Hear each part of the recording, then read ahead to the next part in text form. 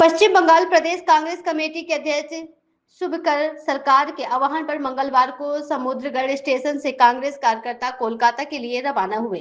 कांग्रेस कार्यकर्ताओं का कहना है कि 21 जुलाई कांग्रेस का शहीद दिवस है। इस घटना में कांग्रेस के कार्यकर्ता ही शहीद हुए थे। इसी कारण इस कार्यक्रम में भाग लेने के लिए कटवा बैंडेल शाखा के विभिन्न स्टेशनों में भी कांग्रेस कार्यकर्ता कोलकाता के लिए रवाना हुए।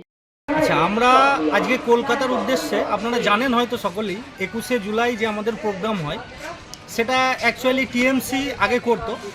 বর্তমানে এটা যেহেতু জাতীয় কংগ্রেসের একটা প্রোগ্রাম, তো সেই প্রোগ্রামটা জাতীয় কংগ্রেস 2026 সাল থেকে পুনরায় চালু করছে।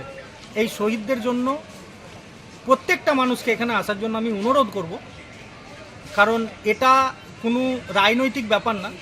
কারণ সেই যুগে মনীশ গুপ্ত যে ভুলটা করেছিল, মানে তার পরিপ্রেক্ষিতে পুলিশরা গুলি চালিয়েছিল সাধারণ নিরীহ কংগ্রেসীদের উপর, তো তারই প্রতিবাদ স্বরূপ আমরা সেখানে হাজির হচ্ছি এবং মনীশ গুপ্তর শাস্তির দাবি জানাবো সেই সভাতে। এটা কোন জায়গা? এটা সমুদ্রগড়। কতজন যাচ্ছেন? আমরা মোটামুটি এখান থেকে 50 জন মতো যাচ্ছি। আরও বিভিন্ন জায়গা থেকে আসছে, যেমন কাটোয়া থেকে আসছে, আমাদের ধাত্রীগ্রাম থেকে উঠবে, নবদ্বীপ থেকে আসছে। আপনার নাম? আমার নাম নিসার আহমেদ শেখ, আমি পূর্বস্থলী দক্ষিণ বিধানসভার যুব কংগ্রেস সভাপতি।